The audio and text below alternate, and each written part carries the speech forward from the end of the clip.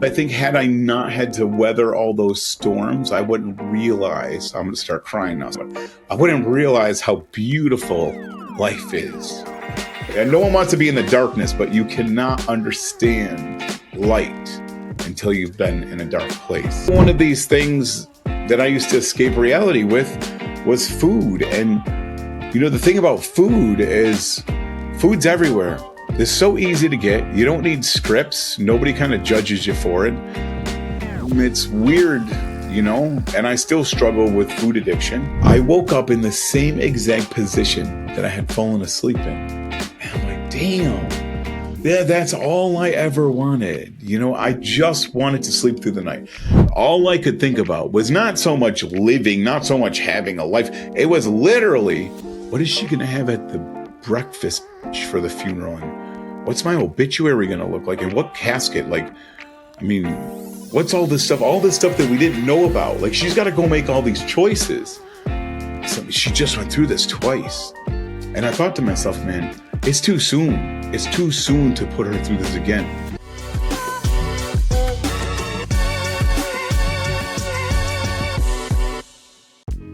What if the greatest obstacles in our lives weren't insurmountable barriers, but rather invitations to discover a strength we never knew we had? Hi there, Dr. Rak here, and today on the Health Feast, Po and I are joined by Tim Kaufman. Tim is a man who has defied the odds. When faced with a debilitating genetic disorder, addictions, and a multitude of chronic diseases, Tim's future seemed hopelessly bleak. Yet, in the depths of his struggle, he made a decision that would change everything. He decided to take one small step, a step that would lead him on a journey from the brink of death to the heights of endurance and health. Tim was diagnosed with a degenerative joint disease, Ehlers-Danlos Syndrome, in his 20s, and he lived in chronic pain for years. By the age of 37, Tim weighed over 400 pounds. He was addicted to fentanyl, alcohol, and fast food. But then all that changed. Tim began his journey to health by making small, consistent changes that transformed his life. Today, he's thriving on a whole food, plant-based diet.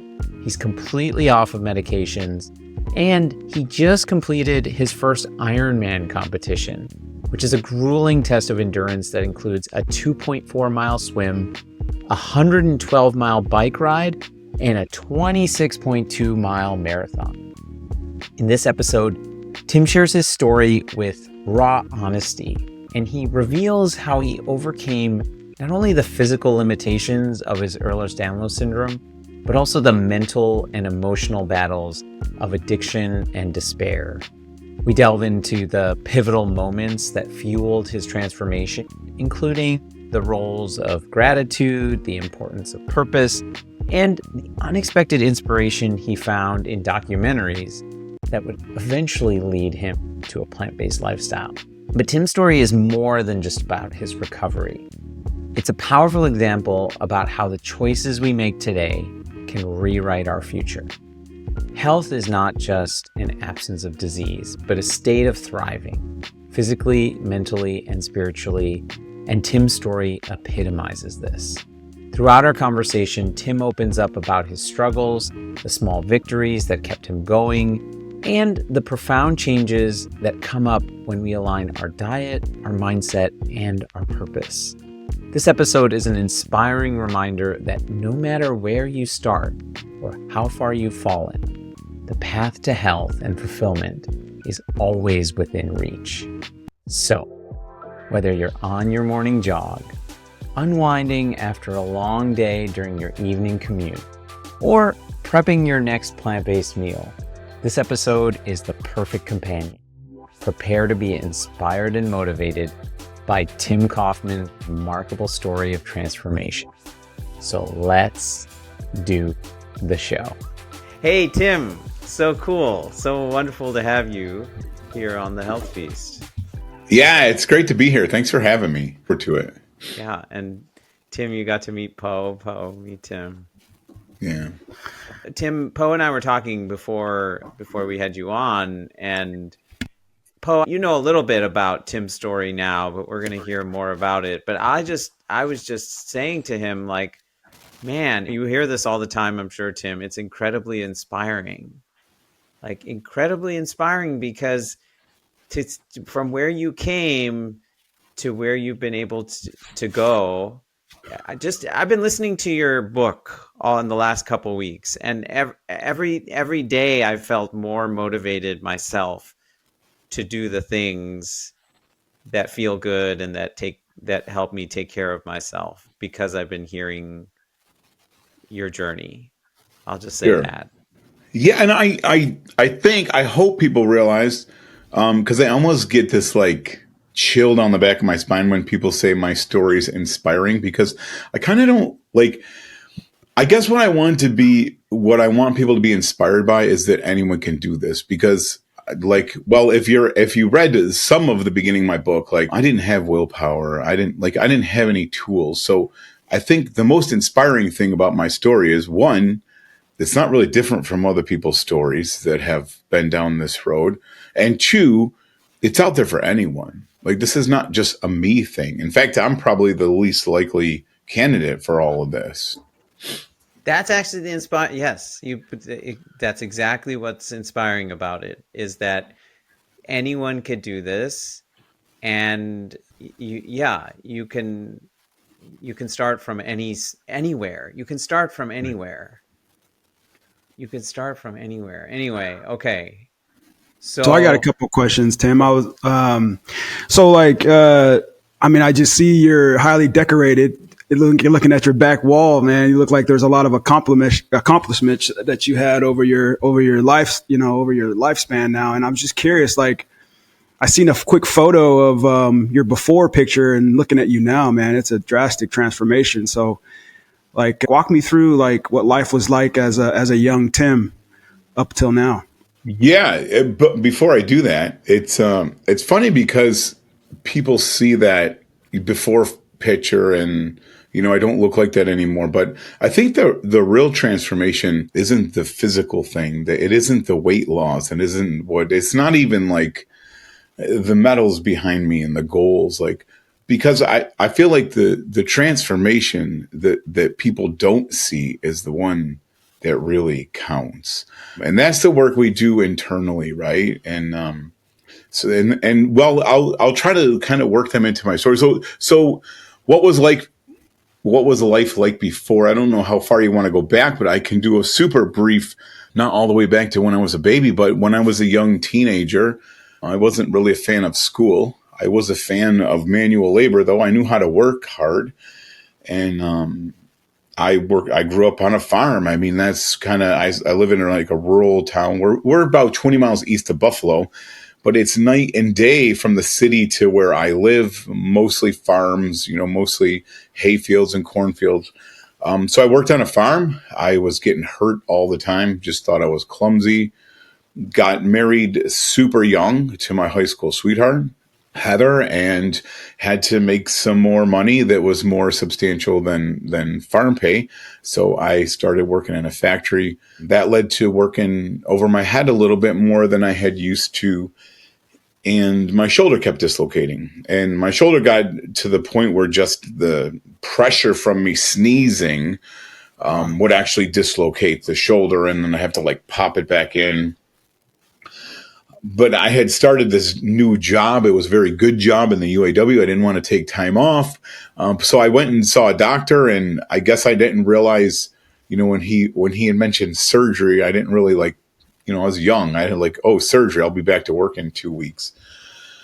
So they decided to do the surgery, and the surgery was supposed to like tighten that shoulder back up, tighten the tendons and the ligaments. They were going to kind of like fold them over, stitch them all up to kind of tighten up the strings.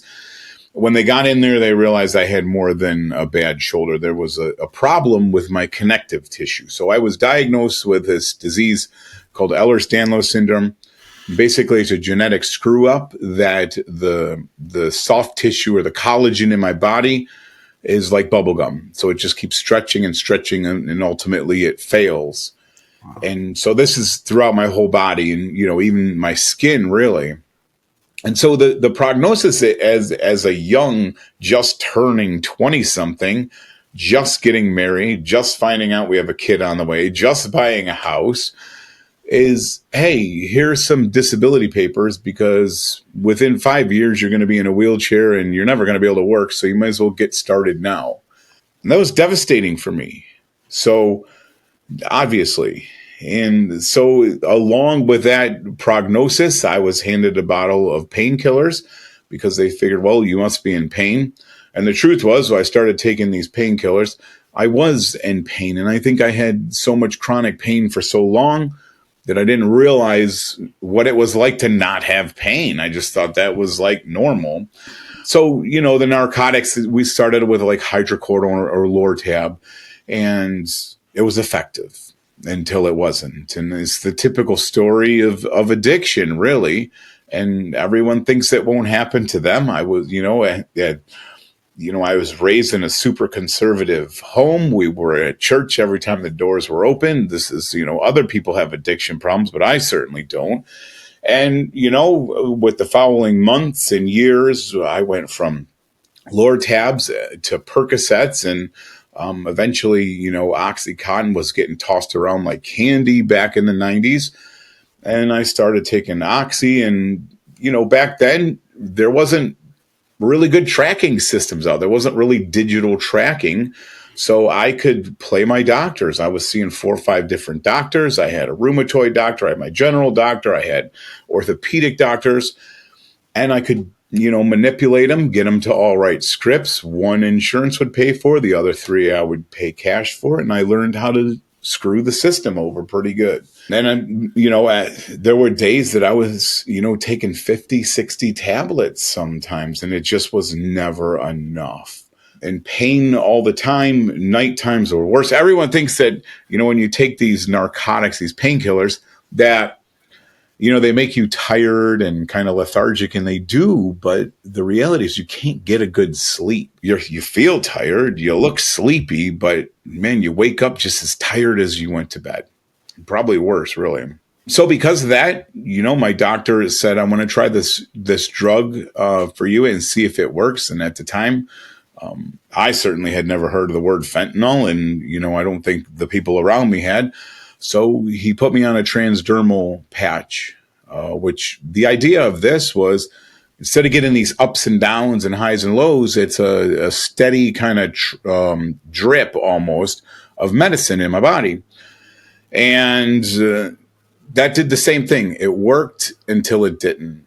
And, I just kept going through this cycle, and we did the same thing with that. The dosage kept getting on. So within probably 5 or 6 years, I was on so many narcotics and so many opioids, and I still just couldn't get comfortable at night. I couldn't sleep. So I stopped on my way home from work one day. I picked up a bottle of vodka, and I drank almost a full liter before I went to bed that night. And like I say, no one in my family drank. Heather and I got married so young, we kind of missed the whole party scene. And I put a handful of pills in my mouth, and I washed it down with this, ultimately a liter of vodka, and I blacked out. I woke up so sick. I certainly had alcohol poisoning, and I wish I could say I learned my lesson and never did it again. Unfortunately, this would be no ramp up. Like, this was, my routine, nightly for years. And another one of these things that I used to escape reality with was food. And, the thing about food is food's everywhere. It's so easy to get. You don't need scripts. Nobody kind of judges you for it. It's weird, and I still struggle with food addiction. But, I would sit in Burger King and get all those same feels. Like right before prescription, I get those little butterflies, you feel that little like Christmas time happy kind of thing. And then I would get the food from the drive-thru. I would eat it. I would get my 2 minutes of happy. I'd crumple up the wrappers. My stomach would start getting heartburn and acid reflux. And I'd think, man, why am I doing this? And I would just repeat the same cycle every single day.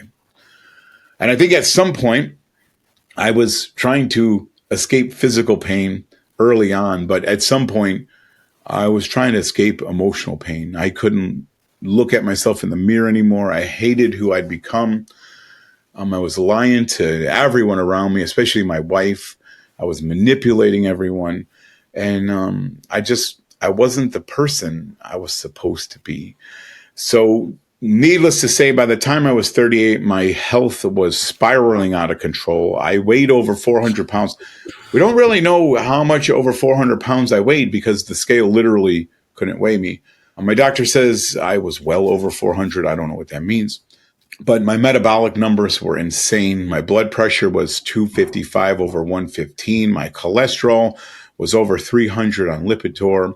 Triglycerides were through the roof. Like basically every marker was just jacked up. So that's kind of what life was like before. That was a very long answer. Sorry about that. No, that's good. I was just like, can you talk about the addiction, the food addiction? Because I feel like I'm someone who suffers the same thing, man. Is food addiction. That is it. Did you have it even before the pain and the surgery for the shoulder? Did the opioid addiction sort of create the food addiction too, or was it like a kind of like a Yeah. codependent So thing? I've never had that question before, and I wish I could be dishonest with you and say, "Oh yeah, it was the opioids and the pain." It wasn't, because otherwise I still wouldn't have it today, right? Like I still deal with food addiction, and that's the point here is, and there's studies on this. There's a bunch of research. There's really fascinating research paper on the Vietnam veterans that came back that were on heroin. How many of them were addicted to heroin and they come back to the US and boom, they don't have a problem anymore. But the environment, and we'll probably talk about this later, but your environment is the thing that you need to work on, right? Because willpower is not going to last, but that's a little nugget for later. But if I wish I could say, yeah, I was addicted to all this stuff and food was just one of them. But the thing is, like, food is everywhere, right? And like the fentanyl, I never have to look at it again. The alcohol, not in my house, not in my mind. I don't go anywhere there's alcohol. I wouldn't be tempted even if there was, because it wouldn't be in front of me all the time. But food, man, like now, what tempts me now, what's challenging now is not what it used to be. I would never go to McDonald's and grab a Big Mac. I wouldn't go get a double Whopper with cheese. But man, you put a half a pound of cashews or a pound of cashews in front of me, it's gone. Things like avocados and guacamole. And I know it sounds ridiculous. Like if I could have been listening to this like 12 years ago, I'm like, this guy's crazy. But it's that same exact process, right? It's just a different tool. So yeah, I can eat 2,000 calories of raw cashews. I know they're a small amount is good for me, but I know I'm overeating them. And I want to say I can't control myself, but the reality is I don't control myself. So yeah, food addiction has not changed me. This might be controversial. I don't know. I think there's people that have a real genetic disposition for addiction. I see this in high school kids. There's kids in high school, a lot of high schoolers. They can go to a party, have a couple of drinks, maybe even get buzzed and be fine for 3, 4, 5 weeks, months. There's other kids that get a taste of that and they're going back and they're going to go in dad's whatever closet and they're going to be hiding. They're going to do it alone. And I really think the only answer that I can come up with is some people just are genetically disposed to addiction. It's rampant through my family. Some people have a propensity. I think some things some people tolerate and feel the benefits more so than others. What struck me about your alcohol use was how terrible you felt. Like you felt so terrible that, like, the next day and even the next day, and you kept doing it. Does that speak to like how motivated you were to escape reality, or what? I mean, how, I guess I get the food thing. Like I get like going to Burger King because like when you eat that, it tastes really good. Like I kind of have the same food addictions, and I could see how you do that. and even eat to the point of it being uncomfortable because you're getting that pleasure. But like the drinking, like when you were describing how awful and like how you vomited and like how just like terrible you felt, I was like, huh, like what is motivating you to then like keep doing that? Yeah, honestly, it's that 4 minutes before you black out. I know it sounds so crazy, but that's like the price you pay for those 4 minutes right before your eyes roll in the back of your head. It's wild. And like when I talk about it now, I'm like, I feel like an idiot, because I'm not that dumb. But when I look back and hear you say that, and yeah, one of the hardest things to write in my book, which I rarely talk about, is this idea that there wasn't a night that went by where I wouldn't go to the little linen closet. I would get a towel, I'd fold it in half, and I'd put it down before I went to bed because I knew I was going to lose control of my bladder. I mean, I'm not even 40 years old, and like I got to prepare that I'm going to wet the bed but that's how drunk I was getting. And I'd wake up to that and think, oh my gosh, what am I doing? But I'd do it all again the next day, literally for that 4 minutes before I passed out. It sounds crazy, It's nuts. What was the turning point? I wish I could like have this Hollywood story that, this light came on and this organ was playing, and it wasn't like that for me. Mine, I think it was a very big radius turn, I guess. And people know me now for the weight loss and the whole food plant exclusive diet and maybe some fitness stuff. But the truth is, these are all tools. And I think the first domino that tipped for me came at a very high price. And that was gratitude. And I think, in my journey, that was probably the most important thing for me to find is gratitude. And, I really don't want to get into all the details, but Heather's mom, we started going out when we were 15 and 14. So, we've been together a long time. And of course, trying to get away from my family, I'm always at her family's house. So her mom was super close to me, really like a second mom. And she had not been feeling well. She had kind of a cold flu kind of thing. She was tired a lot. And we would, come on, Mommy, you got to go to the doctor, at least get checked out. Well, finally, she got so bad, we pretty much gave her an ultimatum that we were going to call for an ambulance if she didn't go to a doctor. She goes to the doctor and gets diagnosed with leukemia. And so, I mean, our life totally flipped upside down.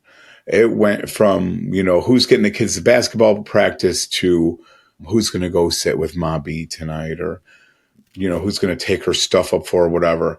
And so we have this cancer hospital here locally, and it's a world-renowned hospital.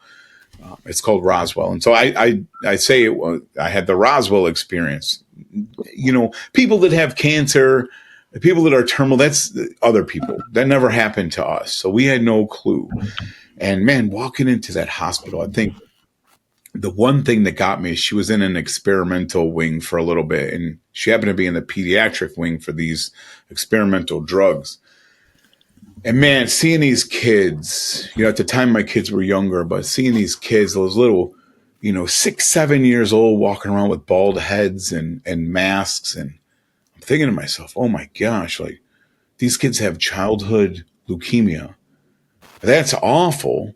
But they're sitting there playing, their PlayStations and video games. And I couldn't stop thinking about their parents. I'm like, man, it's one of the kids don't even know they're playing video games, but the parents, like, what's got to be in their mind? And I'm like, man, I'm so glad that I have healthy kids. And I think one of the big turning points in that hospital was, Mommy was waiting for a blood transfusion. She was so stinking tired all the time. Like she would be so tired, she'd get the transfusion, she'd perk up a little bit. But I walked up to her bed the night before her transfusion. She opens her eyes super slow and she says, "How's your knee?" And man, that just crushed me.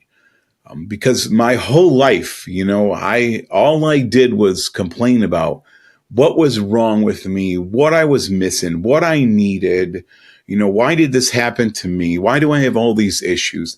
I never stopped to think that, man, there's a lot of stuff that I have that's actually pretty good. And yep, my knee hurt and it hurt bad. But there were people in that hospital that were getting a whole leg lobbed off because there's a tumor growing in it. And they'd love to have a bad knee. And, that night I walked out on my own 2 feet, and there were people that would never come home from that hospital. So that's a very long answer to say, I think the first domino was like realizing that, man, I have a lot to be thankful for. And I got good at that. I made that my job, that to add the word but into everything. Yep, I just blew out my ankle. It's blown out. Like we literally, sometimes my knees would swell up so bad we'd have to cut my pants off me. But I got a wife that loves me. I got a decent job.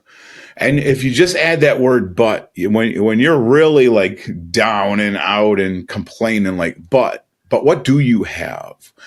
It really changed my perspective. And I might as well tell you about the next little domino that tipped for me.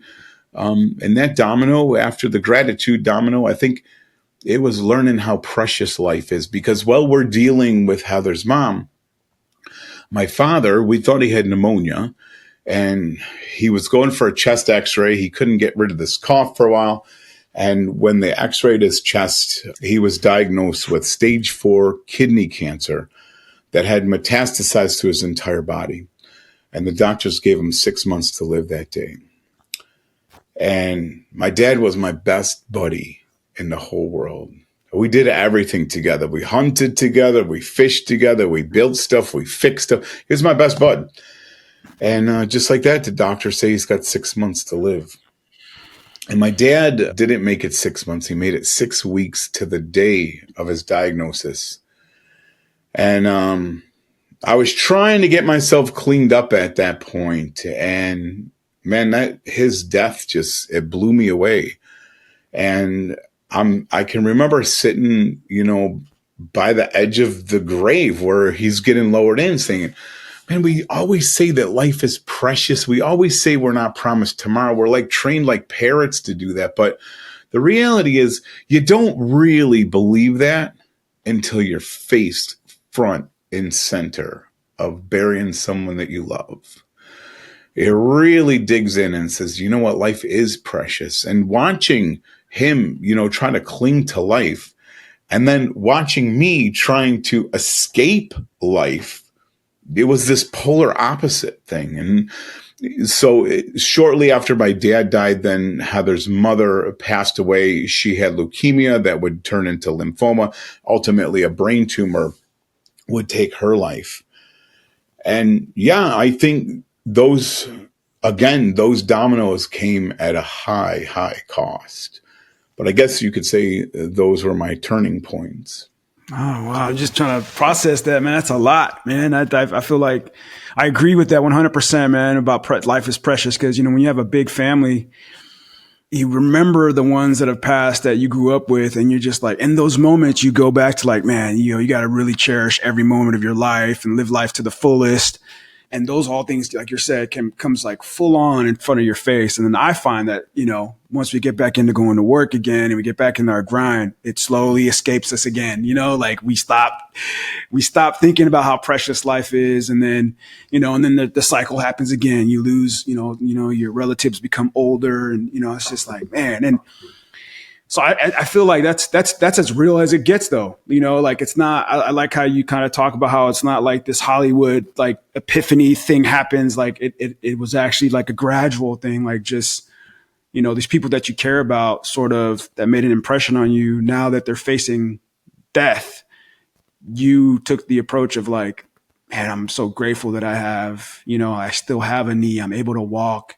And I was just like kind of being in your shoes, like going into a hospital, and seeing kids that are dying from cancer. It's like, especially when you have kids and like my, knock on wood, my kids, same thing. None of them are affected by cancer, but I can only imagine how, that experience of going into a hospital like that and walking out of there and not, I mean, you'd have to be so far gone to go in there and not walk out feeling some type of way or something, some type of emotion comes up, you know?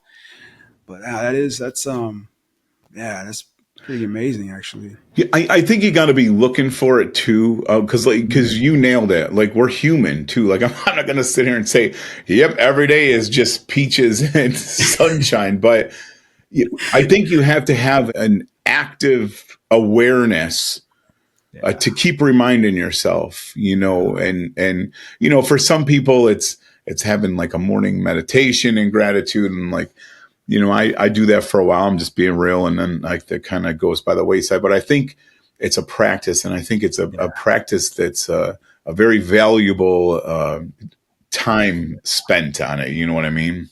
Yeah, 100%. So these experiences happen, and now you start obviously the internal questions are now, you have this awareness. You're like, all right, I got to start doing something. You know what I mean? Like, what were the small steps that you started taking, to now, like, okay, I got to do this now. Like, what were those sort of shifts that you had within yourself? Because I 100% agree. It has to transform inside before it becomes a physical transformation. I 100% agree with that. So gratitude was one of your main dominoes. I would use your words, that was the first domino that started this. But then what were some of the things that you started doing to activate this, to take action on what you were feeling inside? Yeah. So if I'm being honest, like, I was not interested in small steps. I've never been a small step kind of person. I wanted the grand slam. Like, I wanted that button, the easy button. Right. I just wanted this all gone, like with one hit. So I did what, really smart people do. I went on YouTube for medical advice, and I found that, and to this day, I cannot find a stinking video anywhere. I've scoured the internet high and low, but I came across this YouTube video, and this guy was every bit as big as me. And he had this thing called bariatric surgery. It fixed everything. Within 1 year, they got the guy on a treadmill, and he's running and he's smiling, and everything's fixed.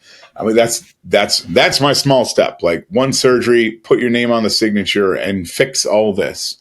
I should back up a little bit. What kind of made me want to do something?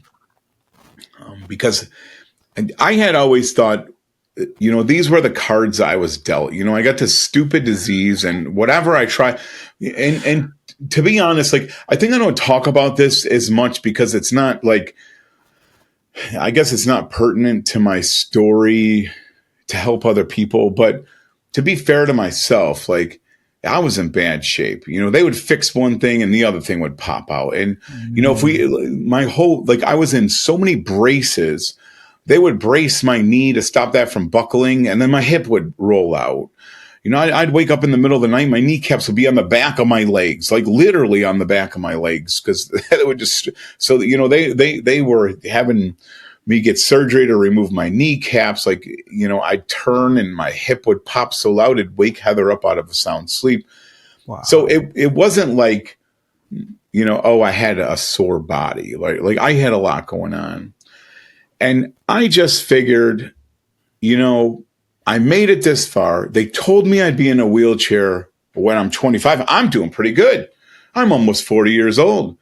I can walk with a little bit of assistance. I had a cane, and, I could get into my pickup truck okay, even though it was lifted a little bit. So I was, all things considered, for the cards I was dealt, I was doing pretty stinking good. But after the funerals, we're trying to get life kind of back to normal, try to get a routine back for the kids, if anything. We could, paste a smile on our face, but we wanted the kids to get back into sports, and I feel like they lost so much through that time, with us, because obviously we were tied up with a lot of stuff going on. And I don't know what made this one day special. I try to replay it in my head, and I can't figure it out. I came downstairs. I had my socks in my hands, and I set them on the table, and Heather kind of knew. It was very robotic. Like, my socks came down, she would walk over, got a sock out. She put it on the first foot. And by this point, I couldn't get my own socks and shoes on myself. And when she slid that sock on my foot, she kind of tapped the side of my leg and she says, "You're all set." And something about that day is like, I'm dying. Like, I'm next. Like, I'm the next one. And I think I had like already kind of dealt with that. Like, I think that there were nights that I'd go to bed, and no joke, I would lay the remote for the TV on my chest, and my heart was pounding so hard it would get air every single beat. You could see air under the remote. And like I say, my numbers were crazy. I know my kidneys had shut down a few times. I knew exactly what was happening. And I just thought, like, this is it. Like, if I don't wake up, like, I would never commit suicide. I got 2 kids and a wife. Like, I would never, commit suicide. But I don't know if I was going to wake up, and I can tell you, I don't know if I cared. I was just tired. I was just tired of fighting. I was just tired of fighting to get nowhere. But that day, all I could think about was not so much living, not so much having a life. It was literally, what is she going to have at the breakfast or the brunch for the funeral? And what's my obituary going to look like? And what casket? Like, I mean, what's all this stuff that we didn't know about? Like, she's got to go make all these choices. She just went through this twice. And I thought to myself, man, it's too soon. It's too soon to put her through this again. So I really was not trying to get healthy here. I was just trying to get some time between funerals. It was kind of inevitable. My doctor kind of knew it, but we were just trying to space this out. So all that said, I went online and I found this bariatric surgery. And at the time, it was the Yellow Pages. I go to open up the Yellow Pages. I find a company in Buffalo here. I went to a couple seminars. You hit like a group thing, and we had to go individual interview. Filled out like half of a book of paperwork, and I was all set. And I just had to get my doctor to, sign off on the pre-op to approve the surgery.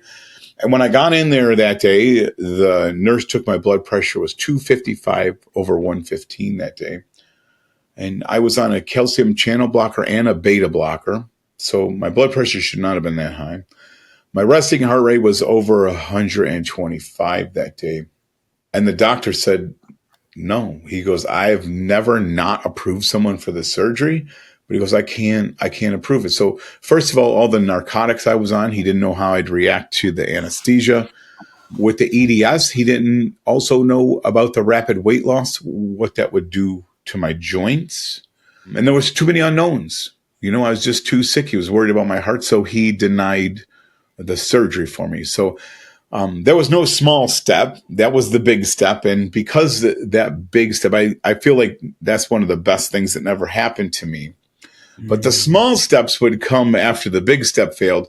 I went home that night. I was pissed. I was frustrated. But there was a little thing in my mind that's like, well, I tried. Now it's my doctor's problem. Like, I did what I was supposed to do. And it's his fault, of course. And so I kind of made peace with that. Well, doctor said I can't get the surgery, nothing I can do. But, I went to bed that night and I could not stop thinking about Heather's mom. And, towards the end of her life and again, I don't want to like describe it all, but she had a very visible brain tumor. I'll just put it that way. And she was going in for radiation, and she was so sick.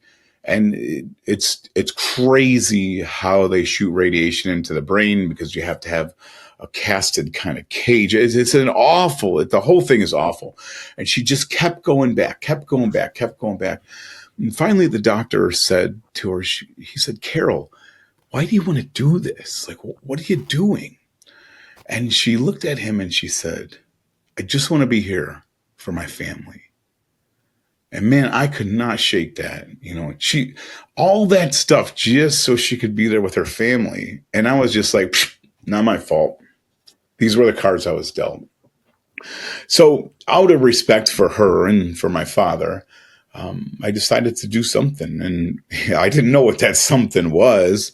But the first thing I did was I grabbed a journal, and journaling's just not my kind of thing then. I was Harleys and, and choppers and, Carhartts and, demolition derbies. Like, I was a farm boy, big dip of Copenhagen. Like, I never heard of tobacco stains on a diary or a journal before. But for some reason, I asked Heather for this notebook, and I tore the first couple pages out because the kids had put stuff in them, and I just write at the top of it. I said, "This is the first day of the rest of your life." And I didn't really know. I didn't know what else to do after that. So I'm like, well, what am I going to eat tomorrow? And I started making changes. I started changing, red meat for turkey and chicken. I started trying to eat a lower fat. I lived on cheese and meat.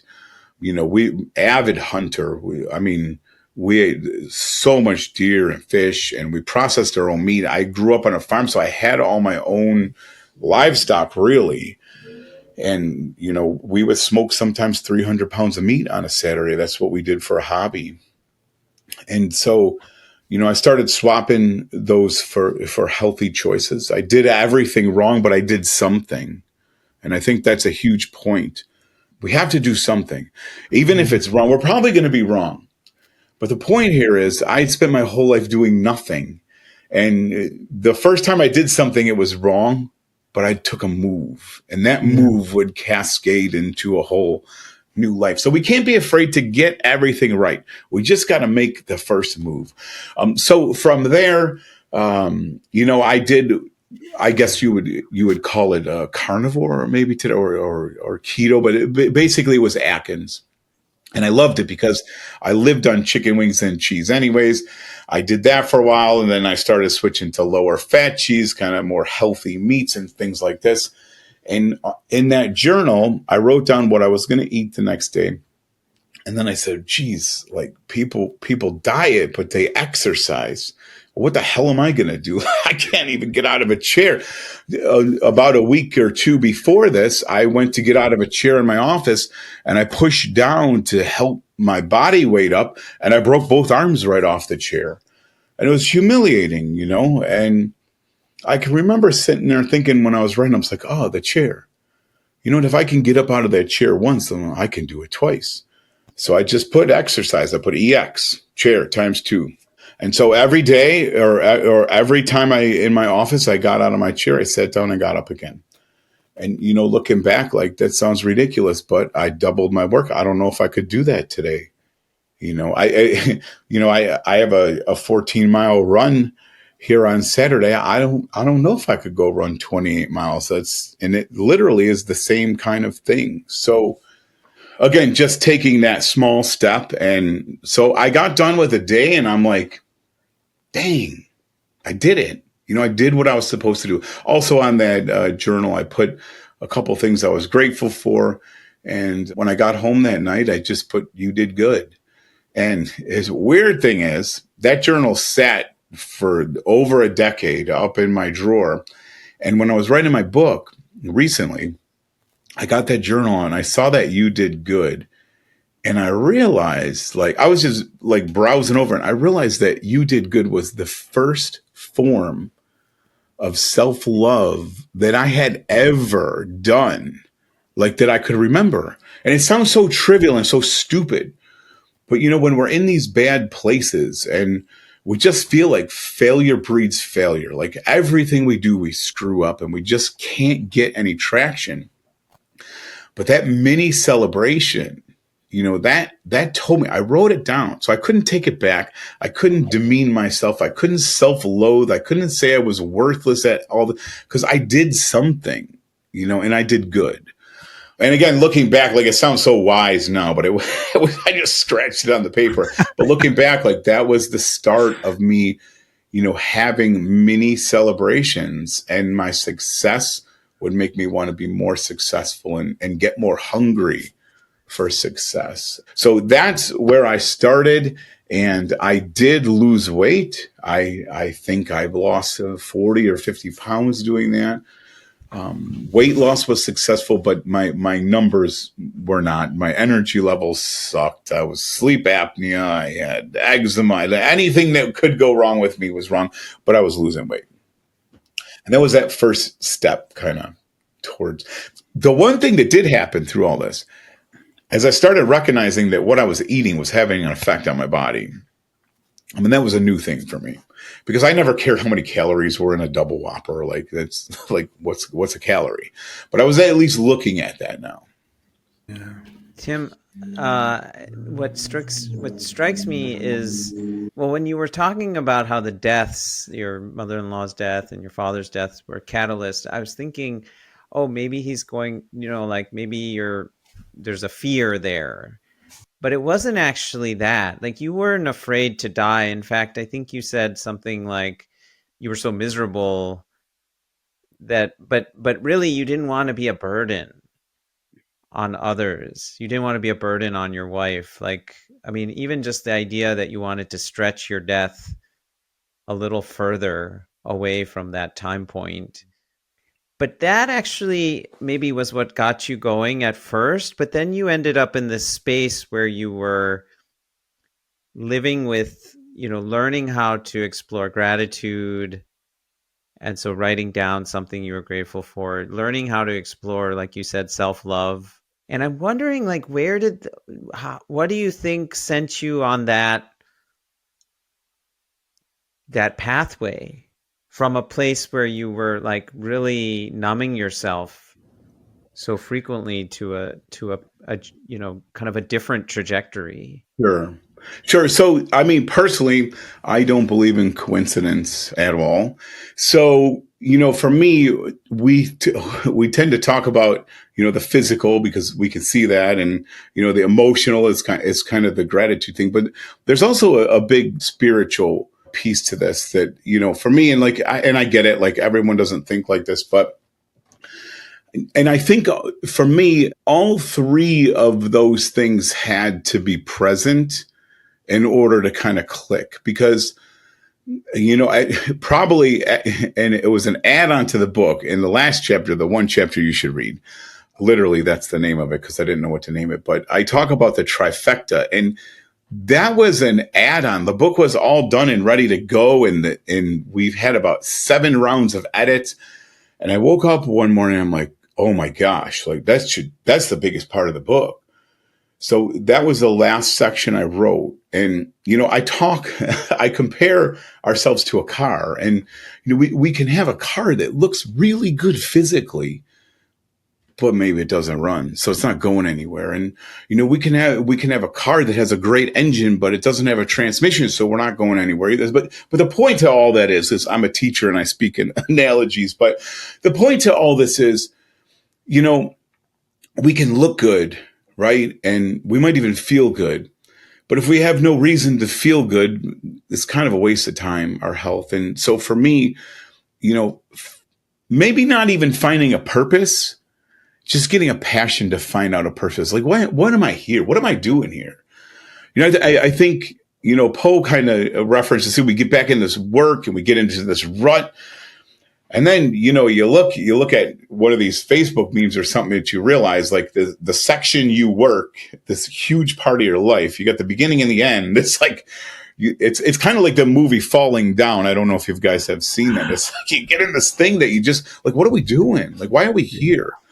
This world is hurting and it needs people. And so yeah, I don't believe it was these coincidences that kind of lined up. I think, and I also think that, I'm not mad that I went through this. I'm not mad that I went through all these addiction things. I'm not mad about my disease. Because I think had I not had to weather all those storms, I wouldn't realize. I'm going to start crying now. See, I held it all the time, but I wouldn't realize how beautiful life is. Everyone, and no one wants to be in the darkness, but you cannot understand light until you've been in a dark place. And it's hard. It sucks going through it.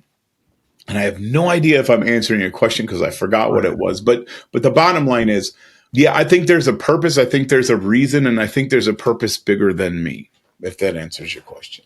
Well, yeah, my question was, what got you on that trajectory? That's this trajectory of continual growth. And what I heard is that there was a realization that there's something bigger than you, and there's this opportunity to live life to its fullest that you were really missing out on.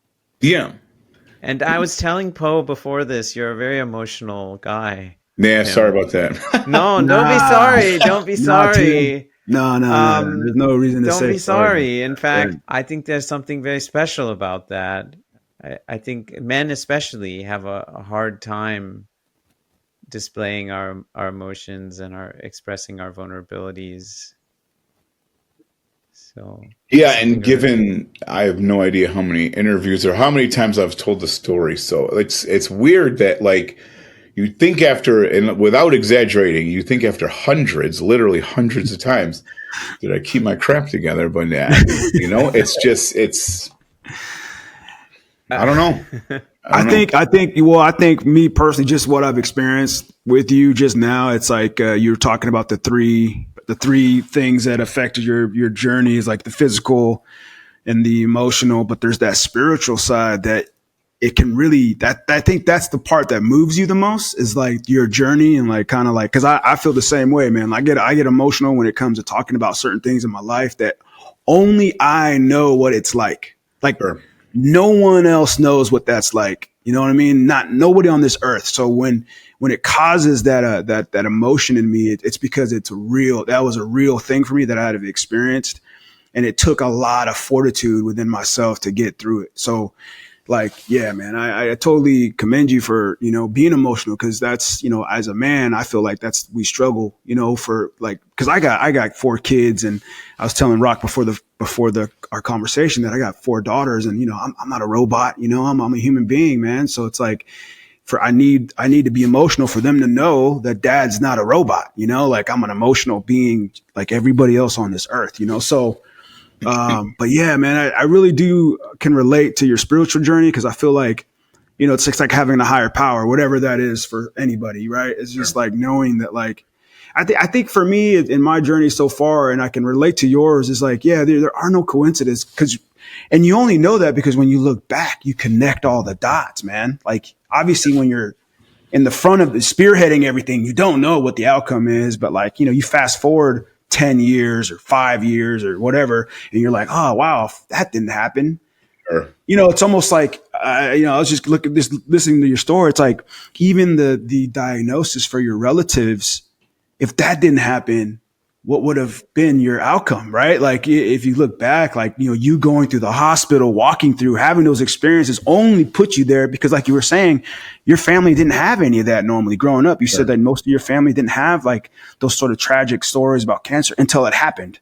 And then now you're sort of projected into this new like awareness that you have. So yeah, Tim, can I ask you a question off of that? As like, do you think people have to sort of hit rock bottom or have some challenge or hardship in order for them to emerge? And No, I mean, in a word, no. But I talk too much. I'm sorry, but I will say this. So the right answer is no. We do not have to go through tragedy. We don't have to go through this stuff. But it's funny because we had a conference years ago here, and I called in my friends. Some of my friends have amazing success stories, and so I got a hold of my friend Dave, who flatlined 11 times, heart attack. And so he came to the conference to speak, and I'll never forget this. It gives me chills thinking about it. He starts out on a stage laying down with the mic, and he goes, "I want to tell you what it's like to be dead." It's like, oh my gosh. So this guy's story is crazy. So he had like a 2% chance to live, and things weren't looking good. Actually got a hold of Ehlers-Danlos. Ehlers-Danlos got a hold of him on the phone, had a chat. So anyways, this guy is what they call plant perfect. So I asked him one time, I said, "Dave, man," he goes, I said, "it must have been hard to go from eating all the crap to 100% plant perfect overnight." He said, "Not at all. It's the easiest thing ever." And I'm like, "What?" He goes, "When you're going to die, it's such an easy choice. It's a lot harder to do this when you just want to be more healthy." And, I kind of take that, and sometimes when I do my talks, like I kind of wonder about the psychology of things. And if you found out that you were allergic to peanuts, you'd never eat them again. There would be no temptation. That stuff will kill you. But for some reason, a bag of chips, well, we'll get a couple in there. You know what I mean? You'd never do that with peanuts. So I think when we do have a crisis, is honestly, people are not going to like this, but I think it makes it easier. We have a health crisis. We have to do X or die. We're going to go with the X. When someone maybe is coming at this from a longevity perspective, or they want more energy, or they want to be responsible, for whatever reason for the body that they have, it might be harder because there's not as much skin in the game, because they can always go back to when it was okay. Do you know what I mean? So I'd rather die than go back to my old self. Like, I literally would rather die. Like, just shoot me, because I don't want to go back to the old way. I will never take painkillers again. I will never drink alcohol again. I want to say I will never eat animal products knowingly, because I would rather die than go back to my old life. And I have a lot at stake. My life, and but we could talk about that too, because I think that's a very significant thing that I've learned over the past couple of years here lately. My life cannot be sustained unless my food is on point, and I am not willing to give up my life because I'd rather have a Snickers bar than a bag of broccoli. Wow, I think it's powerful to frame your habits or your behaviors as things that empower you to live that's true. a fulfilling life, to live like the life that is meaningful for you. And there's research behind this. I'm totally taking the research out of context, but I read a lot of business stuff, and they did this research study where they said, okay, everyone, these employees, we're going to give you a bonus if you do 30%. I'm just making this up, but 30% more work for the week. We're going to give you a $200 bonus. And so it's a lot more work. And so some of the employees would start, they'd get close, and they'd quit, right? They reframed that then, and I'm totally making this up. Like, the theory is real, but the numbers are totally screwed up. What they did is they said, look, we put $200 extra in your paycheck. Now, if you do 30% more work, you keep the $200, right? But if you don't, we take it back out of your account. Well, the bottom line to the research was people don't want to give up what they already have. So rather than looking at this as, does there have to be a challenge? Does there have to be some catastrophe? No, but I'll tell you what, try it. Try it for 30 days. Right? You're not going to want to go back. You're not going to want to give that little boost of energy. You're not going to want to give up the fact that you wake up before your alarm and say, what does this day have in store for me? You won't want to give it back. That will keep you in the game a lot longer than a tragedy, because what happens is, let's say we have a health scare. Let's say I have a heart attack. Let's say I clean up my diet, and all of a sudden the doctor gives me a clean bill of health. Guess what I'm going to do? I'm going to go right back in. Same with weight loss. That's why people yo-yo. Yeah. I lose the 20 pounds. Yeah. I lose the 20 pounds. What's the first thing? I'm going to reward myself with pizza. If we can reframe it to say, let's build a life that's fun, full of adventure, playing with because think about what you're going to do with this health that you are afforded, and don't let it go by how you script it. I think that's a lot easier way to look at this instead of a health scare. Tim, that you kind of grow into knowing, into understanding. Could you talk about like when it finally like clicked? Like, dude, I would rather, like you're saying, I'd rather eat broccoli than a thing of Snickers, or I'd rather, work out or go on my long rides. Like, when did it click? Like, man, I got too much invested into this new life. I don't want to go back to the old life. Yeah, I don't know if it's fully clicked. Like, I don't think it's clickable. Oh, that's why we call the show Health Feast, actually. Yeah. This there is you go. Where the name come from.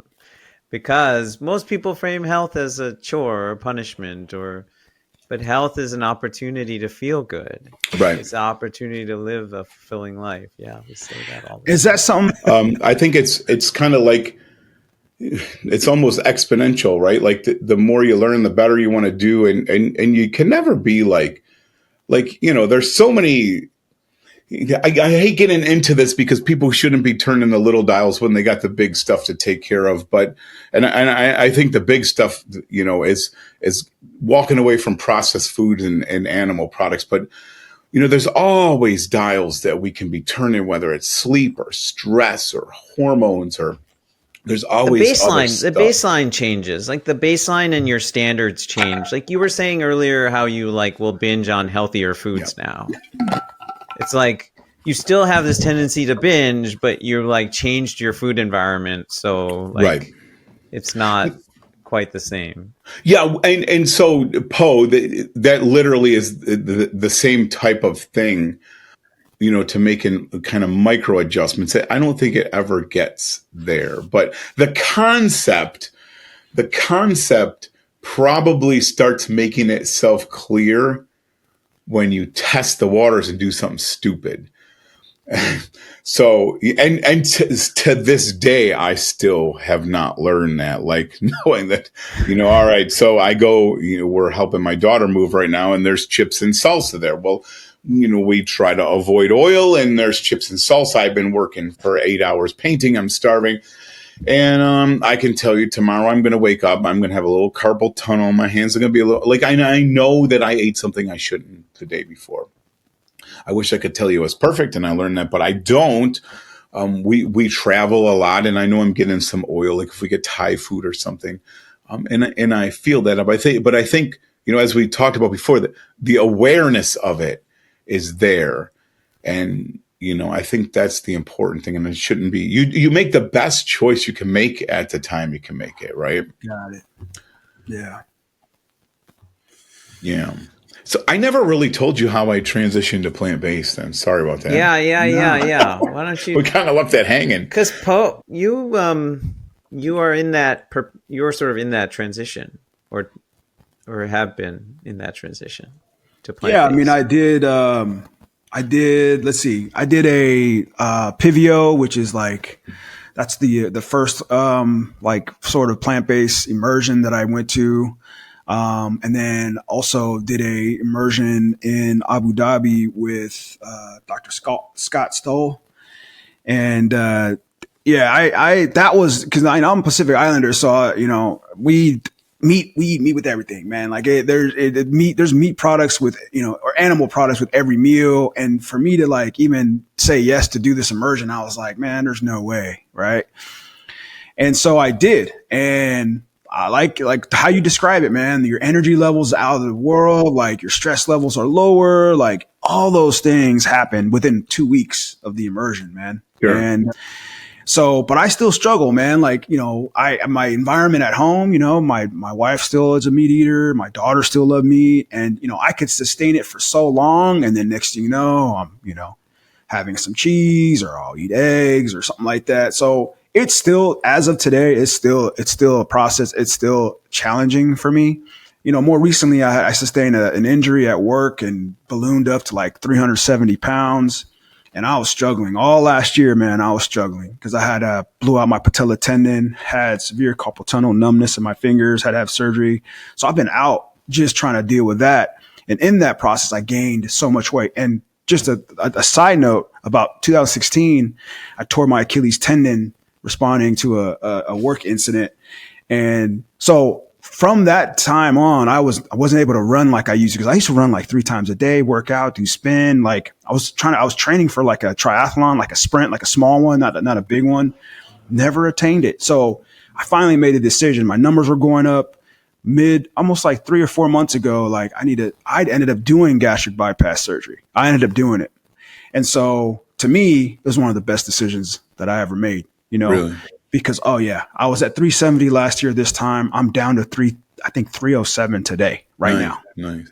Within, so, but I look at it like how you look at what you're saying, your tools. Like these are tools that are helping you. Like, they're not the answer. They're not the solution. They're just there to help. And so now what I'm trying to do now is just slowly completely go off the meat products and get back into eating plant-based? Because I know plant-based works. Like, it's not a question of whether or not I think it works or not. I know it works. It's just getting my food environment, getting the rest of my family. Because I was going to ask, that's a good question. So I know you're going to explain your plant-based, how you got into plant-based journey, but how did the family react to that? Like, how did your wife, your kids, and as you describe your plant-based journey, like, can you describe what that looked like in the house too when you transitioned into plant-based eating? Yeah, I will. But let me just hop back a little bit about the bariatric surgery. So the reason why I say, and I have friends that have had it, and some have been successful. I've had family members that have had it. Some have been successful. Others have not. And I think ultimately what defines success after bariatric surgery is going to be the internal work. You know, your relationship with food and how you view food, I think is of utmost importance. And some people get it on the way out. Some people do. I can promise you this. I would be one of the people that would not change the relationship because I was looking for the easy button. And as you know, bariatric surgery is not the easy button. It's not at all. And a lot of people and I was one of them. And I get that in my head. It's like, oh, I just go in, they open me up, close me back up, life goes on. I just eat less. And that's not true. So I would not have been successful. I know that. But again, I know a lot of my plant-based friends have found success through the surgery, then transition to plant-based, and that's how it's sustainable. Because regardless of bariatric surgery or not, you have to be the one that makes it sustainable. You get like a little start, but you have to be the one that pick up that momentum and hang on to it. Right. Because I know people that have stretched that thing right back out to where it started and then some. Right. But yeah, sorry. So that was a little backup. So the transition and with regard to the folks around me, I'll make this really quick. I'm on the couch again. Now that we got this out of the way, I don't believe in coincidence. This was not a coincidence. I sat down on the couch, turned on Netflix, and I can tell you the last thing that I would have watched on TV is something that's plant-based. These were people that we would laugh at. I spent most of my life in the woods toting a gun around seeing what else. In fact, the truth is, the first big deer I ever shot is tattooed right on my arm. So I turned the TV on and this title popped up. It said "Fat, Sick, and Nearly Dead." No idea what it was. I said, "Whoa, that kind of describes me." And I looked at it. It's like, oh, this guy lost weight, but the movie, it was so well done. It started out with like a little cartoon. So that kind of got me interested. And real quick, if you haven't seen it, you should watch it, Pope. It's really good. This guy, Joe Cross from Australia, you should watch it just for his accent because he's got a crazy accent. Comes to the U.S. He consumes nothing but vegetable and fruit juice out of this juice machine for 60 days. At the end of 60 days, he meets a whole bunch of inspiring people. Not only that, he loses weight, gets off all his meds, and cures himself of autoimmune disease. Super inspiring. To be honest with you, I didn't really understand what was going on in the film. I just knew I wanted what Joe had. Joe felt good. All he did was talk about how great he felt. So I ordered a juicer. And that was coming up on 12 years ago, the first of the year. And I decided to do, if Joe could do 60, then certainly I could do 30 days. And, I never really thought about like, oh, you can't put pizza and steak in this thing. And so I did. I started my juice fast. And the first 3 days were absolute hell. It was awful. I liked food. To not eat food, it was awful. But by the fourth day, my hunger kind of subsided. And by the fifth day, a miracle happened, really. I woke up in the same exact position that I had fallen asleep in. And I'm like, damn. Yeah, that's all I ever wanted. I just wanted to sleep through the night. And here I am 5 days. And, looking back, it's so easy to look back and pretend I knew what I was doing. But really what was happening, not only was I not putting all the poisons in my body from the processed foods and the oils and all the stuff that slows you down, I was now giving my body the vitamins, the minerals, the nutrients, the phytochemicals, all the stuff that my body needed to heal itself. Now I was providing, and I wasn't just providing, I was mainlining it right into my veins because it was going right into my bloodstream through my stomach. I wasn't even have to digest anything. So day 6, day 7, eczema starts disappearing. My eyes aren't as cloudy. I'm not snoring as loud anymore. Everything's getting better. And it sounds like an advertisement for juicing. So be it. Try it. And as time went on, it's like everything's getting better, but I got a problem because I can't juice the rest of my life. But because I watched Forks Over Knives, a suggestion popped up from Netflix to watch. I'm sorry, I said Forks Over Knives. But because I watched Fat, Sick, and Nearly Dead, Forks Over Knives popped up. And honestly, Forks Over Knives did not just save my life. It literally gave me a completely new life. I learned that I could eat what I was juicing along with the, whole grains, legumes, nuts, and seeds. And basically, I had all the nutrients that I needed to let my body heal. And I think, through that, probably the biggest lesson I learned is that our bodies don't want to be sick. They don't want to be tired. They want to thrive. And our bodies are pretty amazing because I can tell you, I poison the crap out of my body. And by rights, if I would take any one of those things that I took back then, I would be dead. Like it would kill a normal person. So our bodies can put up with a lot of crap for a long time, but they really want to thrive and they want to be fueled with all these beautiful natural foods and as close to nature as you can get. An apple pie isn't the same as an apple, but in any event, that's kind of where my plant-based journey took me. And so since then, I haven't knowingly consumed animal products. And, that part, there was some steps involved there. We didn't really, all I knew was, to eat plants, but I didn't really understand the oil thing. We had our own chicken, so I was still eating eggs. I didn't really know what I didn't know. And then in time, we kind of keep turning dials and are where we are now. But as far as my family goes, I think my wife thought it was going to be just like another fluke. Like he's just doing this thing. Yeah. So she didn't really pay too much attention to it until, especially after, I'll never forget. So this is funny. So I don't think I've ever told anyone this. This is funny. So I'm in this juice fast. I'm all ready. I went to the store. I got a bag of apples. My favorite is like apple, carrot, and ginger juice. I love that for breakfast. And I remember we live in New York, so we got the best apples ever. But man, I had this giant Honeycrisp apple. It was perfect symmetry. It was a perfect color red. I hadn't eaten in like almost a month. Like this is going to be how I break my fast. So I polished that thing up and I set it in the fridge.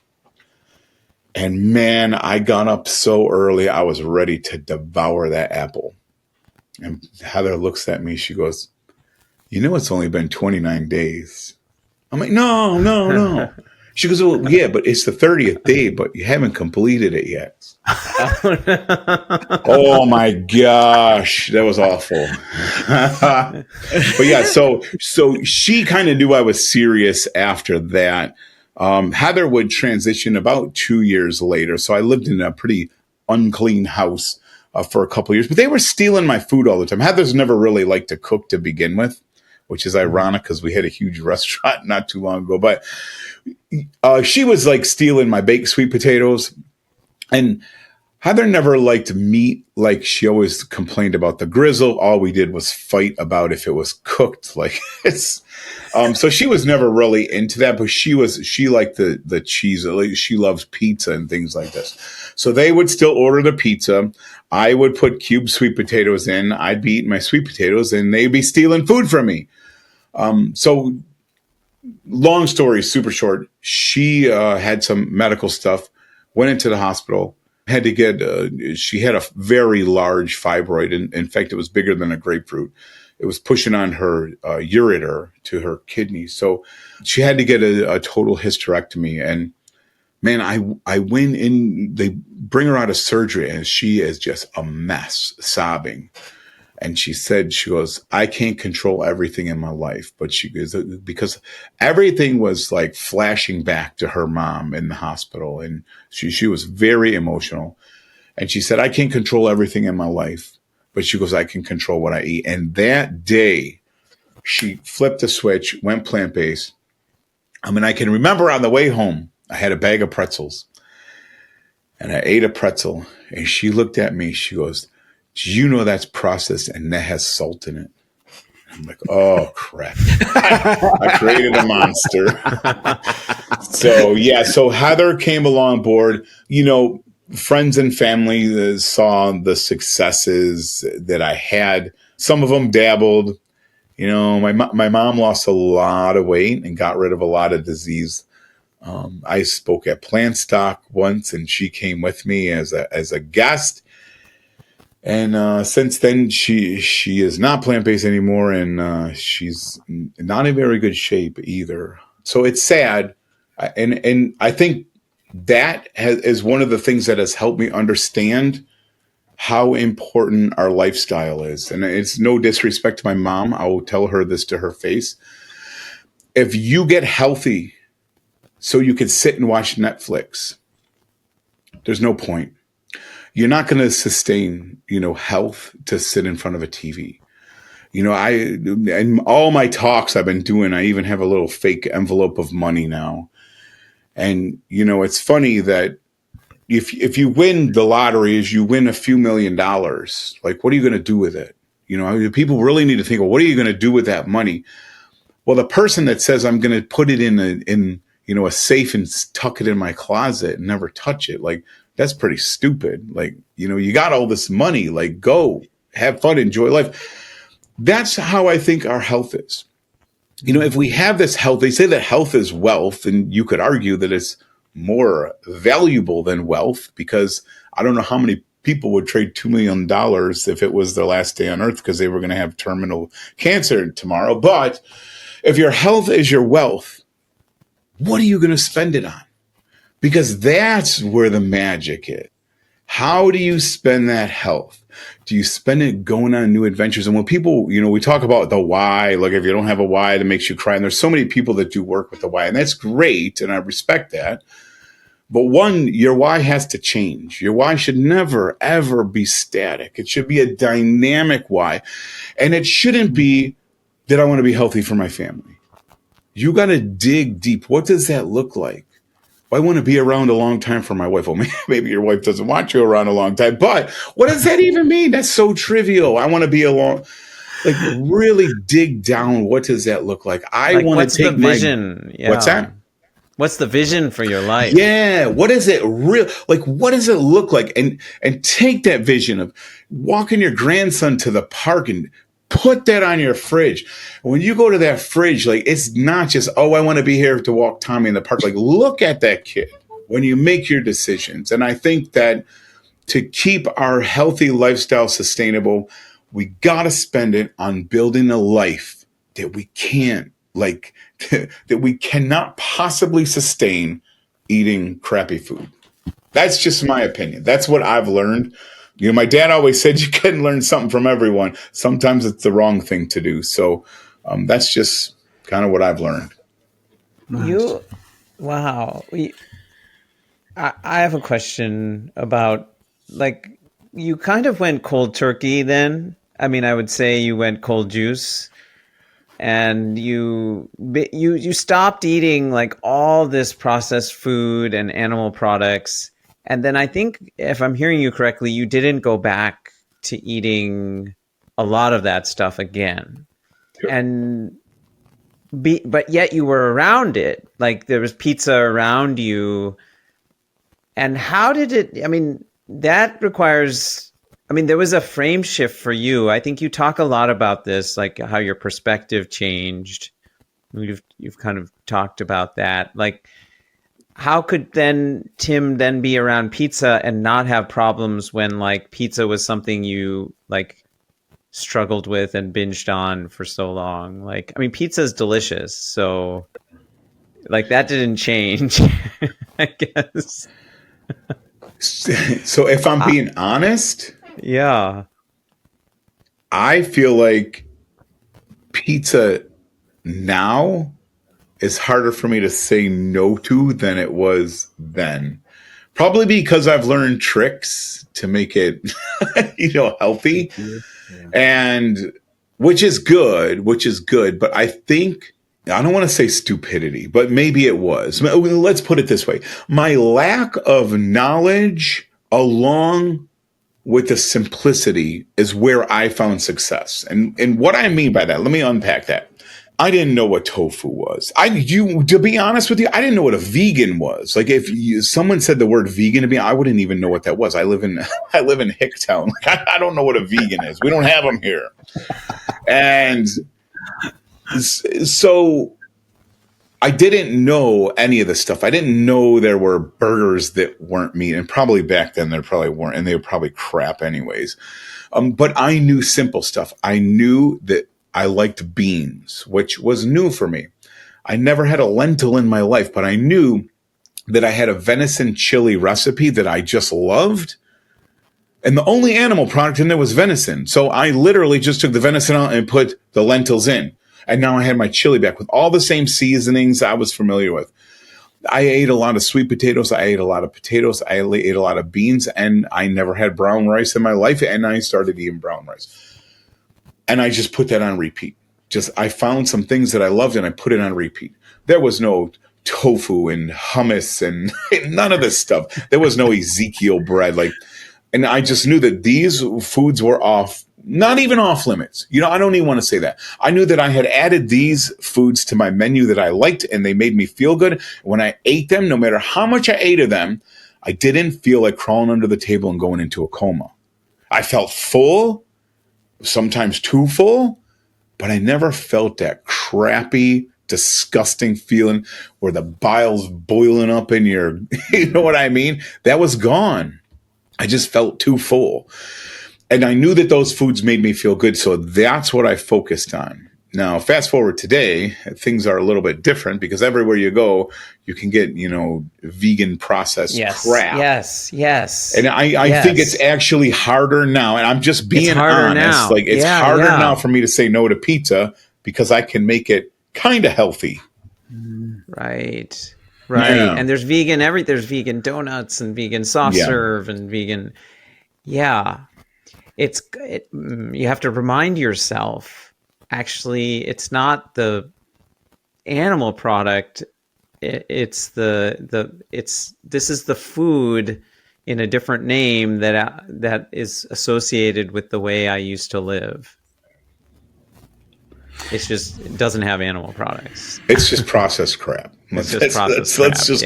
It's processed crap. That's all it is. Yeah. So Tim, I got a question. I know I'm trying to be respectful of time, but I'm curious to when you started becoming active, like when you started, like, I don't know, you cycle, like when was that moment when you're like, all right, you were talking earlier about like just lifting yourself out of the chair was like a good workout. And I mean, based on like, your medals in the back, I'm like, man, those are a lot of races. Well, so like the bottom half is Heather's, just so. Still, I mean, that's still a lot. I got more than her, but that's okay.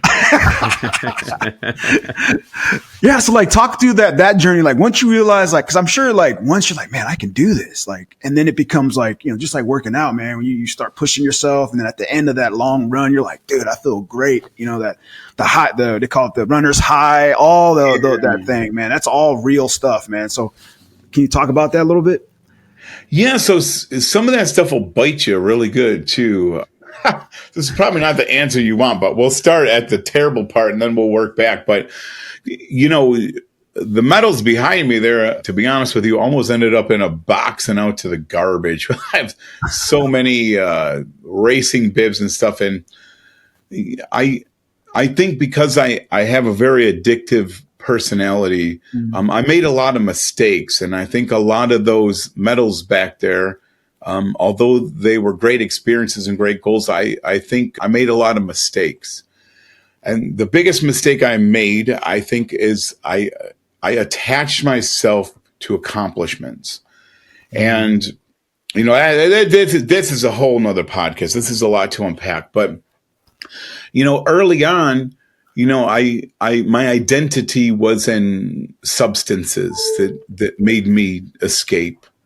And that's what I attached myself to. And I found myself, there's obviously a huge gap of how I got to my first medal was probably the most important thing. But eventually it started becoming that same kind of addiction where and when I realized it, it's like, I just lied to Heather. I haven't lied to Heather in years.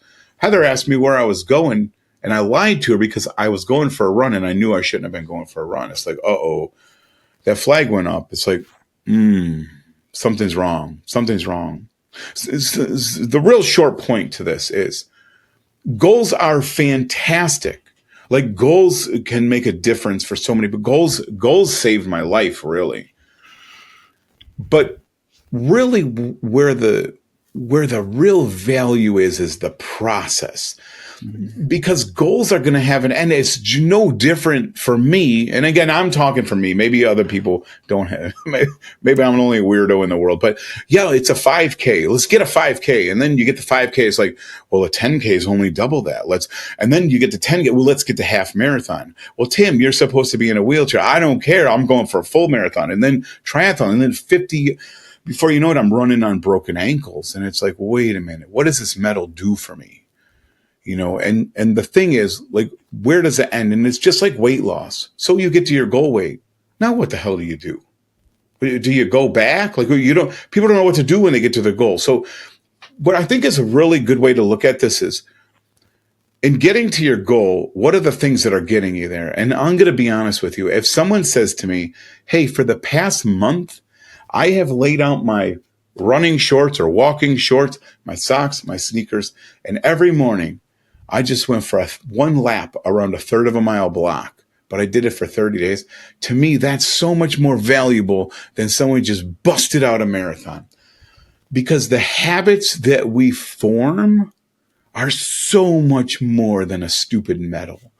Because you know what? Some of those, like, you can get to a medal and then never run again or never walk again.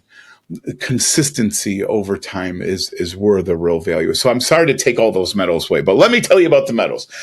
And so I was in these things called immobilizers. And basically they made like logs out of my legs. So if you ever dislocate a knee, they put you in this thing and it's a hard kind of cast. The braces, I think because of my weight too, the braces were failing. They try to lock. It's very hard to brace a knee that buckles out out to the side or back. It's very hard to brace that because your knee has to bend as well. So they just resigned me to these stupid immobilizers and they just wrapped these tubes on my legs and that would keep everything. The thing is, though, by doing that causes atrophy in the muscles, which is now compounding the problem that you already have. But that's a whole nother issue. So Heather wanted to go for a walk. I snapped at her and I felt like an idiot because I'm like, what'd you do to the car? Why would you walk? Like, there's a vehicle in the driveway. Who walks? And I could just see her face went from like smile to like sad. And I'm like, oh, you're an idiot. It's like, just go for the walk. So I'm like, okay, I'll go for the walk. So Heather, kids are probably 10-ish, maybe a little older than 10. We have this trail. We were supposed to walk 3/4 of a mile, turn around and walk back. It's a paved trail. And I got to the turnaround point and I was like, I was going to die. Like, I just couldn't walk anymore. So I sat down on this rock and, Heather kind of made like a game out of it. She was going to go rescue Dad with the kids and they ran back to the car, picked me up. And man, I was miserable. Like, I was like, why did I do this? This is the stupidest thing ever. But it was the first time I'd ever walked on purpose. So I iced down my knees, almost went to the hospital, but I had some frozen veggies on my knees and I iced my knees up. And I wanted to go back and finish that stupid walk. And so from that walk, I went back and finished it the next weekend. And then I started hiking a little bit and 1 mile turned into 2 and then 3. And another one of those dominoes that kind of tipped is my cousin showed me a picture from a mountaintop. And, he said the standard, you got to see it with your own eyes because the pictures don't do it justice, which I've heard that before. But he said something else to me that just dug a hole in my brain. He said, do you realize how few people get to actually see this scene? Like, of all the billions of people in the world, there's so few that get to stand on top of a mountain and actually look around. I'm like, I got to get on a mountain. That's what I got to do. So I called the doctor, the same one that denied me the surgery. I said, hey, we got to get me out of these immobilizers, and I'm going to be climbing a mountain. And instead of laughing at me, or telling me, hey, you better be careful, because they had told me to go home, rest my body, always have my arms supported, do as little as I could. And now I'm telling him I want to climb a mountain. He was cool with it. They casted my legs, sent them to California, made me some really fancy braces. And I started walking upstairs, and I did 5 stairs, then 10 stairs, and 10 turned into 20. And before I knew it, I was actually timing how many, the hours I was walking upstairs. Worked on that the whole winter. And then I went Big Slide Mountain. I don't know why I picked Big Slide. It just looked different than the other mountains. And it's a pretty long hike. It's about 8 miles to the top, and it's quite an elevation. And the first time I tried it, I couldn't go. I still had one brace on me, but I used trekking poles, which helped out. And I couldn't get up the mountain. Like I felt like I was going to die. So we went back 2 weeks later, and in 2012, I summited my first mountain, and that was just huge. I mean, I couldn't help being up there thinking, geez, I'm supposed to be in a freaking wheelchair. And like, I'm standing on top of the world right now. So from there, I just fell in love with hiking and climbing, and I got really good at it. And, again, that fed into my diet. I just had to keep getting my diet better to give me more energy to get up there.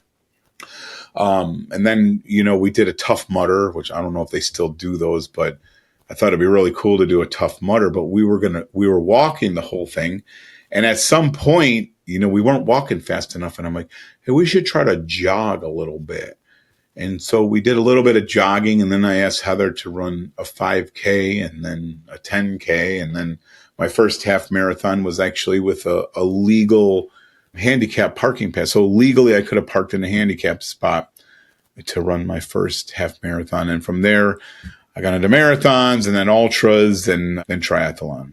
But that has not come, without some challenges in its own with EDS too. So yeah, I was going to ask, how has your body held up to all that physical exertion activity?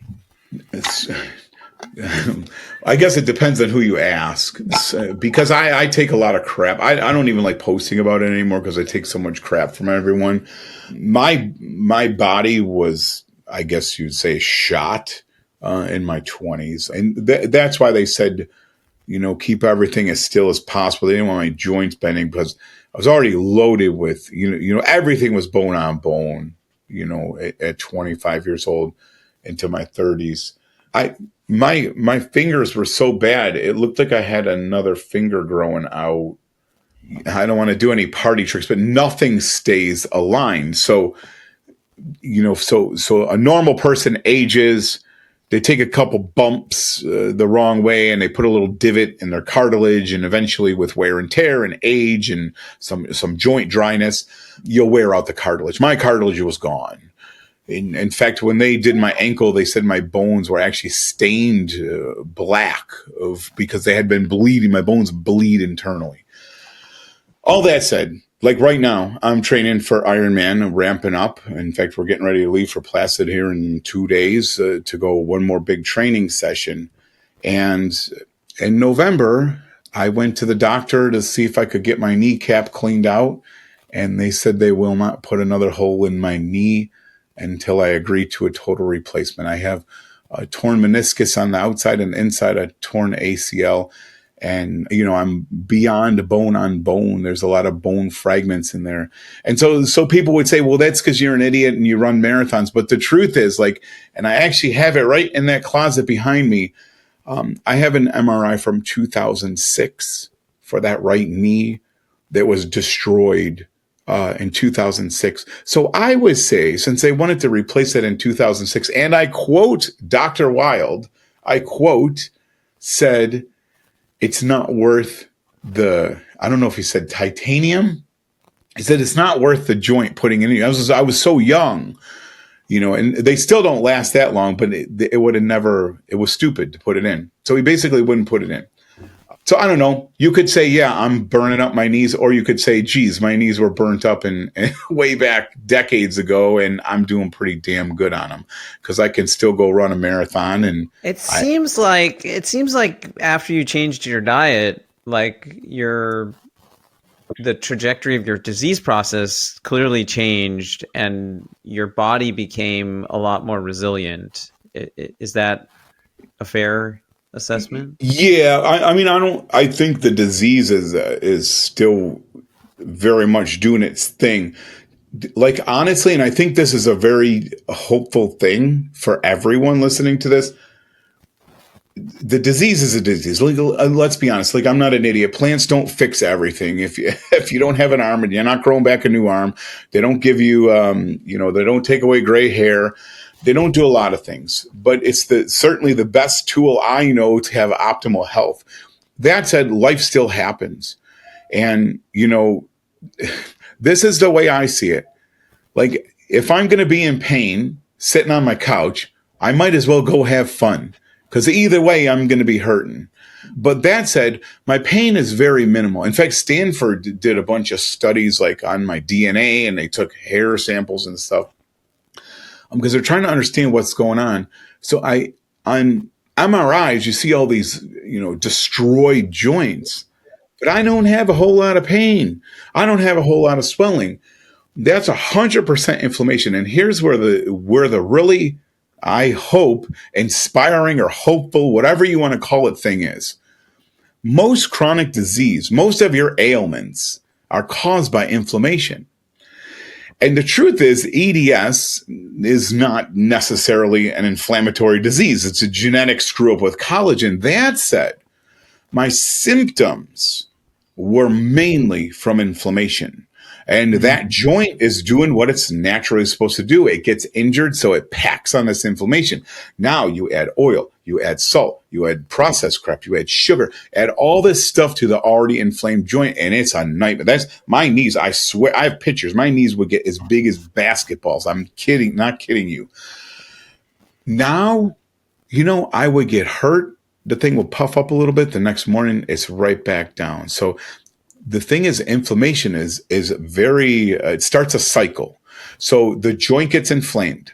Now it puts more pressure on the already screwed up, say my knee's not tracking, and my kneecap gets a little puffy. Now it's really not tracking, which is causing more damage, which is causing more inflammation, and the whole cycle continues. Where this is relevant to everyone that doesn't have EDS, this is literally how disease works. Yeah. You get some inflammation that may or may not be very natural, and you add more inflammation, and it just exacerbates what's already there. If that makes sense. Yeah. So yes, I still have EDS. The best thing I can do is keep inflammation at a minimal by the way I eat. Wow. Powerful. Wow. So Tim, you are at the health feast, but we're having a proverbial health feast where everyone's bringing something. And instead of a dish, you're bringing your life philosophy or your kind of top mindset tip. So what is Tim Kaufman bringing to the health feast? It can only be one tip. That's it. Well, oh man, I got like 100 of them, but no, it's like choosing between your children. Yeah. So like, it's a no-brainer. Like, you got to start. But here's the thing. There's always going to be something in your way. There's never not going to be a time in your life where there's going to be this clean road that you just can take off on this nice little, airport. And there's always going to be something. And for me, it was always, well, Monday. Let's scratch this week. This week's shot. I'll start Monday. And then, it is the last Monday of the month. I might as well wait till the 1st. And then, you know what? It's November and the holidays are coming. Start Junior. You're never going to start. You're never going to start. Don't even wait till tomorrow morning. You got to start now. And I think, so I'm not cheating. I'm not trying to work other stuff in here, but I think the reason why people are so afraid to start is because, one, they don't have all the knowledge, but it's okay. You don't have to, because you don't want all the knowledge right away. If I would have known everything that I know now, I would have never started. It would have been overwhelming. If I would have even known I was never going to eat meat again on January 1st, I would have, hell no. Dude, my whole life is meat. We had 4 freezers in our basement full of meat. We used to buy whole cows, like whole cows. They cost more than my car at the time. So you don't have to have all that figured out. You do have to start. And you'll figure it out as you go. And people get so freaked out about, well, what about this wedding? Or what am I going to do here? Just start. Just start. Just start and get through your next plate. That's all you have to do. One plate, one meal, one habit at a time. All right. So I worked 4 in there, but still, it wasn't cheating.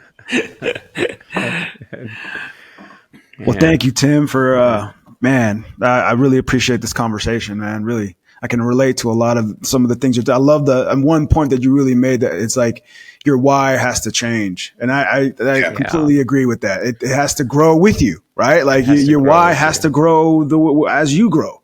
So, I've never heard that, but I think that's what I'm going to take from you today for sure. And I like the fact that you're saying just start. You could apply that to anything. You could starting a business, or, you know what I mean? Like, you might not have all the answers. You might not, but just as long as you start, at least you can initiate, you can start moving forward. Right. But I really appreciate your time today. Yeah. And I appreciate you guys having me. And Poe, I wish you all the best. And I know we got to wrap this up, but don't think that like these epiphanies about the dynamic why and stuff. I only know this because I screwed up so bad. And, the why thing, when you think about it, like my why was to put space between funerals. Well, after, I got a little healthy, it's like, do I be done now? Like, and that kind of goes literally right back into those medals behind me. It's that same idea that we're constantly changing. And as we level up, everything's got to level up with us, or we're going to get stagnant and get lazy.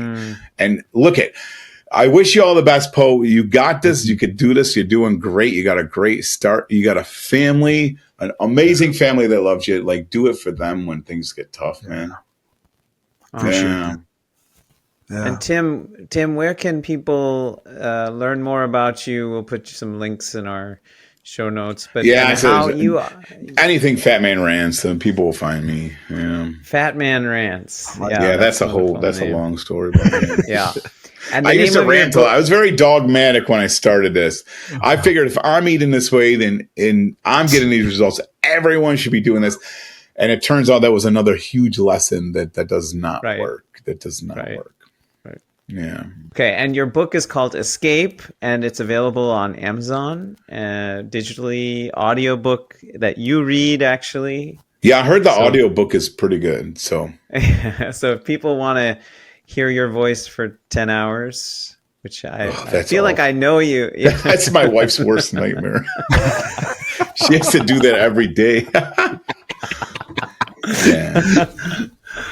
I listened to you for the last. I would just say, Tim, you're an exceptional human being. Your story is inspiring, but you really want to share the things you learned and the struggles that you've gone through with other people, so that you can ripple this kind of well-being into the world, which is really awesome. Yeah, it's because it's out there for anyone.